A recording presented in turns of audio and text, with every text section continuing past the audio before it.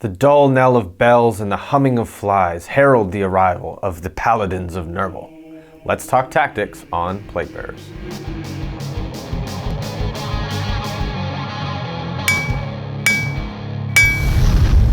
Anvil of War! Let's talk tactics!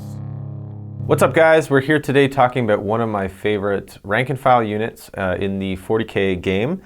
For Chaos Daemons, the Plaguebearers. These guys are one of the more resilient troop units that the Chaos Daemons have access to, and I think Chaos players have access to in the grand scheme of all of our different books. Now, these are one of the more elite infantries in the game.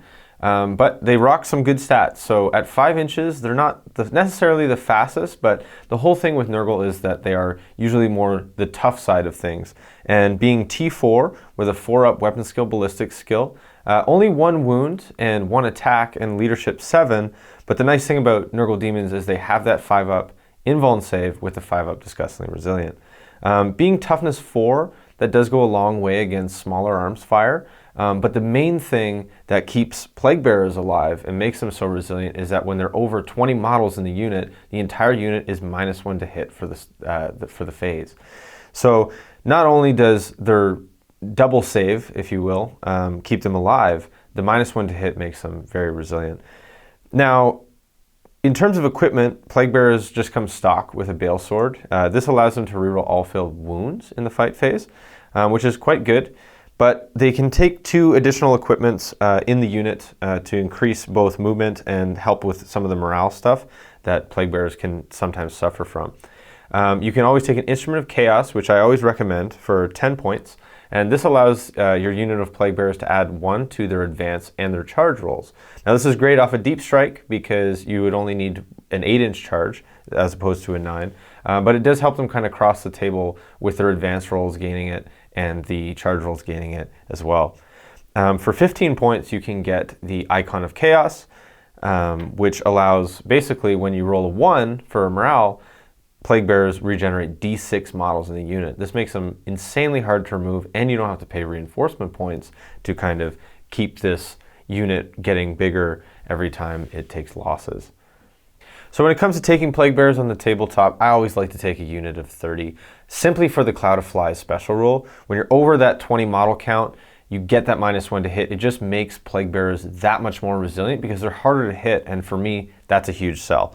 Now, you do want to bring a bunch of characters along to help support your Plaguebearers that make them even more effective in combat or movement or what have you, and we're going to talk about a couple of them right now. Now, one of the first units that I always like to bring with my Plaguebearers is simple, the POC Springer. This guy is a great cheap HQ option, and he gives +1 strength to all Nurgle demons within 6 inches of him. This makes all your Plaguebearers strength 5. Strength 5 is great because it wounds things quite easily, remembering that Plaguebearers always reroll everything to wound in the fight phase. And this can be super helpful against stronger targets like Toughness 8 Knights or vehicles because your Plaguebearers have the full reroll, and now with Strength 5, they can wound things on that would necessarily be a T8, for instance, that you'd be wounding on 6s. You're actually wounding on 5s, and that helps. Keeping in mind that there are loci for your Nurgle demons, so whenever your POC Springer is nearby and you're getting that wound roll of a 6, it actually counts as 1 additional damage. So you got flat 2 damage on Plaguebearers when you do that. You get to take some psychic spells with your POC Springers, and one that I always like to bring with my Plaguebearers is I like to get Miasm of Pestilence. Now this is great because you can cast a further -1 on your Plaguebearers, making them -2 to hit. This is great for keeping them alive and really griefing some shooting armies in removing your Plaguebearers from the tabletop. Another unit that I like to bring along is the POC Scrivener. Now this guy's a little more expensive than a POC Springer, and he's not psychic. But what he does for the Plaguebearers is huge. He adds 2 inches to their movement, which makes them movement 7, which is quite thematic if you ask me. But it also helps them just cross the table that much quicker, and all of a sudden it seems like a very fast army. Not only that, he adds +1 to hit in the fight phase, meaning that your Plaguebearers are now hitting on 3s. Any hits of a 6, in addition, grant an additional hit. So all of a sudden you kind of have Death of the False Emperor, but not only against Imperial armies, against all armies. As long as you have your POC Scrivener within range of your Nurgle demons. Keeping in mind, if you keep all the units in your detachment of the Nurgle keyword, all of these HQs will have that loci giving the additional damage to your Plaguebearers as well. Another great one that I like to bring along, and I think he's quite essential if you're going to bring a lot of Plaguebearers, is the Atibaia Piper. Now this guy's fantastic because he's cheap, so he's a good cheap HQ that you can bring, but he's also great because what he does is he allows you to roll 2 dice for your morale checks, picking the lowest.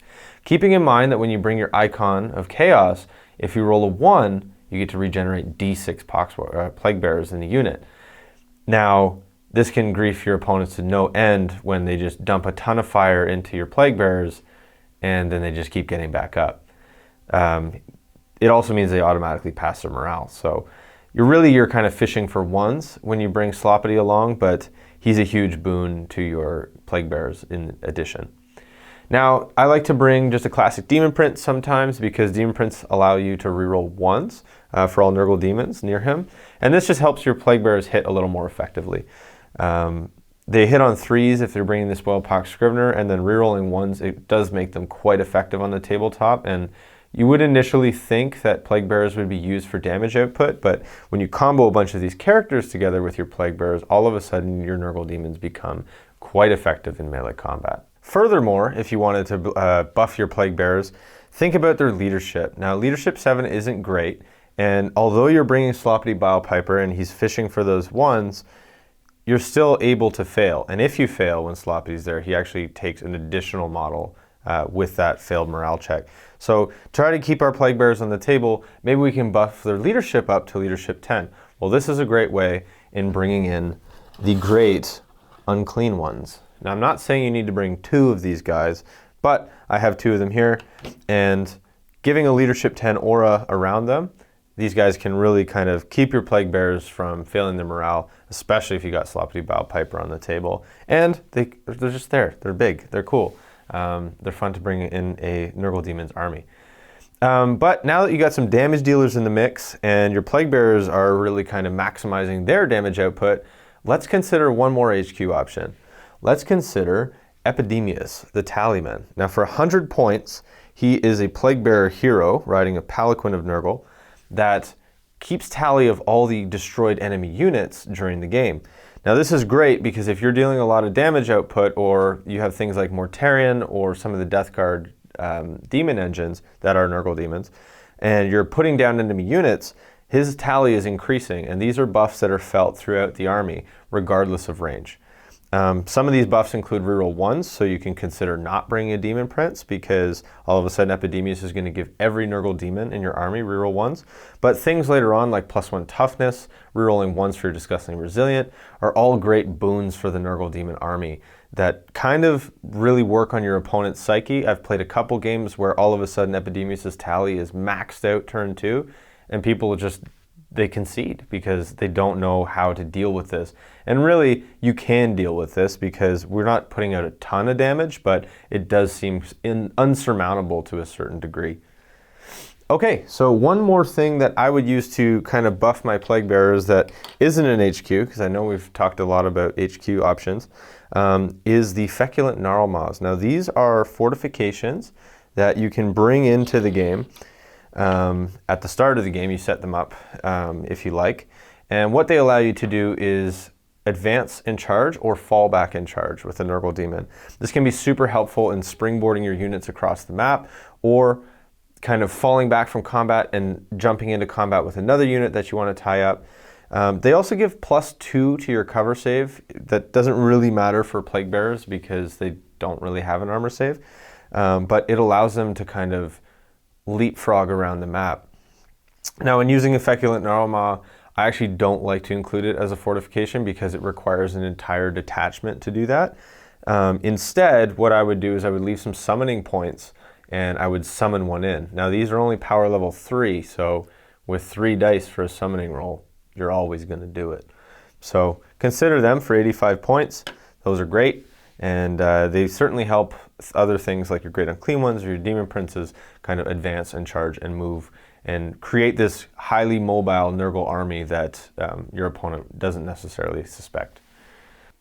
So some of the best stratagems and strategies that I like to employ while using my Plaguebearers would certainly be Warp Surge. Now, for 2 command points, you get to increase the invuln save of one of your units by 1 till the end of the phase. Usually during your opponent's first shooting phase, you know you're going to get shot at, and if you're hiding a bunch of these characters behind your Plaguebearers, you want to protect them. Now, having a 4-up invuln save is going to do that, especially with your Disgustingly Resilient. And if you have a unit of 30 or more, and I say more as in more units, you're going to be able to do this and at least keep one of those units rocking with a good save.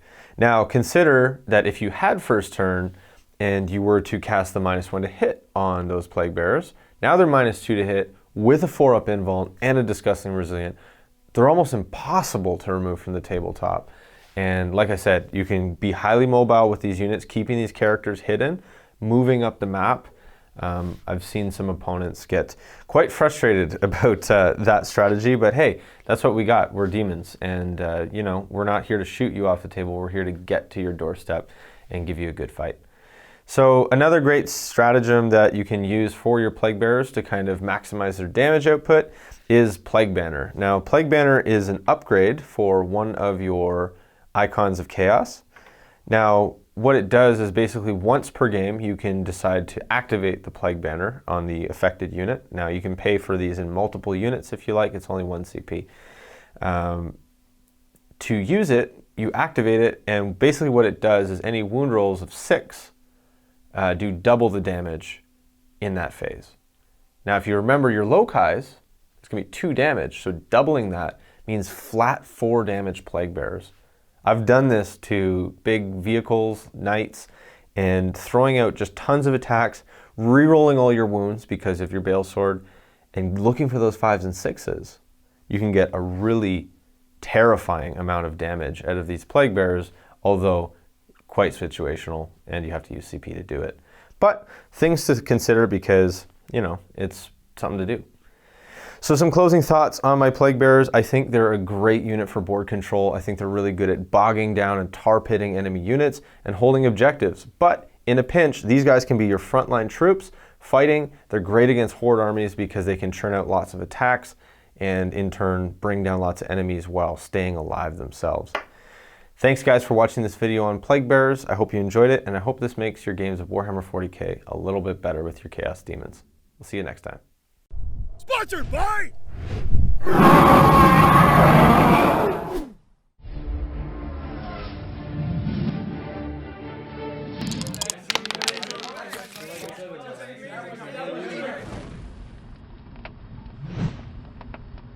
By the throne!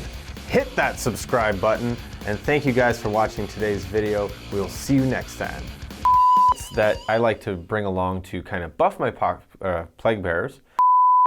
Out of the gate, I'm going to reach off here. Okay, so pick up.